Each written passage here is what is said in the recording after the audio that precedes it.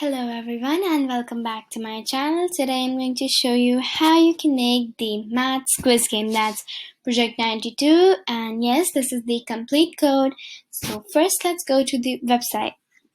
So this is the website, and you can see I've added a little creative things like background and all, and I'll tell you how to do that too. But first let's see how this website actually works. So here you can clearly see a player name 1 and a player name 2. So we'll put anything here like hello and a hi and login. So clearly you can see here a hello and a hi. These are the scores. Solve the quiz. The question turn right now is hello and the answer turn is hi. Just make a note of this. It's really important after we click the send button. So now let's quickly put two numbers.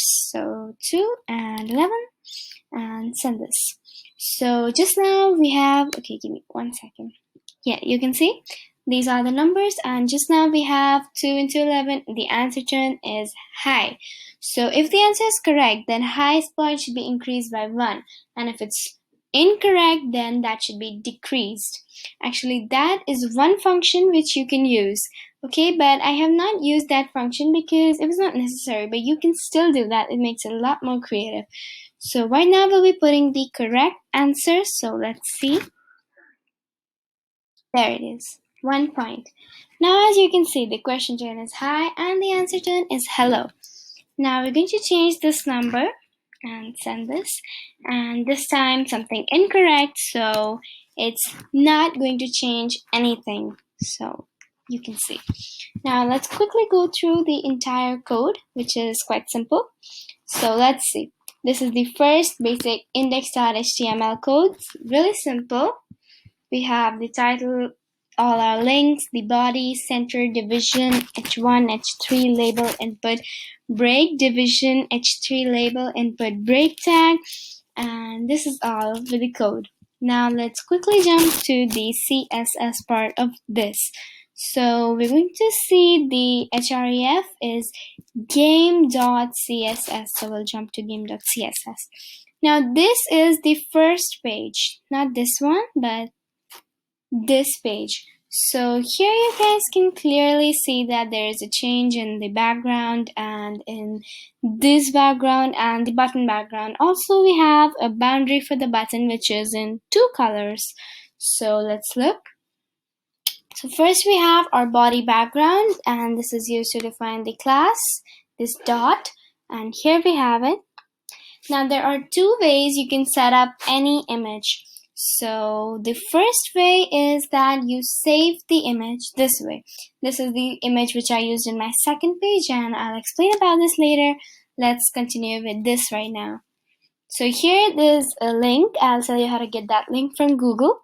And this is the URL for the another one. So you can see over here I've used that, even though the full picture is not visible, but that still looks pretty, and these 2 places I've used this. Now you can see that this and this are exactly the same formatting. So whenever they are exactly the same formatting, instead of writing the code twice, we separate the 2 elements with a comma. So you can see it. Here again I've used it the same way. The rest of that is nothing much to understand. That's easy. Here again in this input box I've added these colors, this actually picture, but it doesn't really show up in this, but that doesn't matter. It still looks good.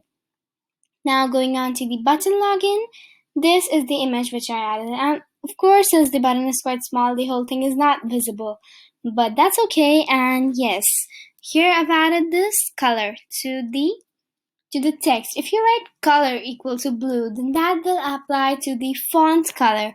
So color equivalent to font color. And the border color is blue violet, and this inset. This inset is a really important thing, and you can see a slight change in the color over here. I'll just zoom in. Yeah, right over here. So this is what inset does. Now let's move on to the next page. And for the next page, we have an HTML code. But before that, let me show you the JS code for this.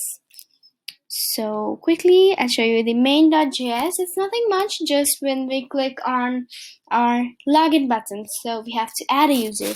So first, player one name will be the name which we have put in this particular ID.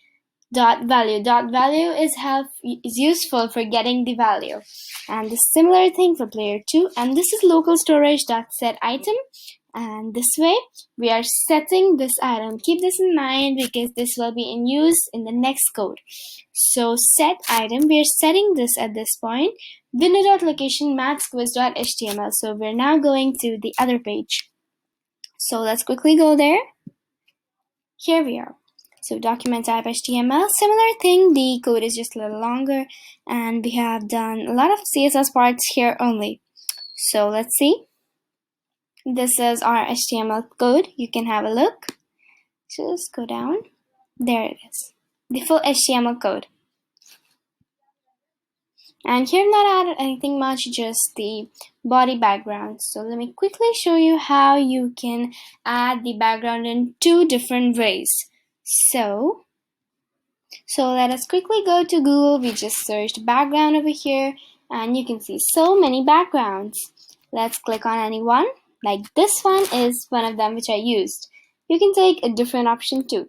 Now, how to apply this there? So what you gotta do is right click and copy image address. So this is one way of doing this entire thing. And this is what we used over here. Just go up here. https://thelink.jpg, this one. And this is useful. You don't have to download the images in this way, and you can see it. This URL always works. Whenever you paste this URL over here or in your code or anywhere, this will just get the image. So it's a great idea to use the URL. But what you can do is also save the image. So once you've saved the image, take it to the particular folder you want it to be, and that's it. Once you take it to that folder, it comes here like this. You can see. So I'll quickly navigate to the page to show you how you can use this. Just put URL and this. Now where does this come from? This is the file name. You can change it, and you can simply copy it from here so that there are no errors and you're easily able to get the image. Now let's quickly jump to the JavaScript code since it's a little complicated.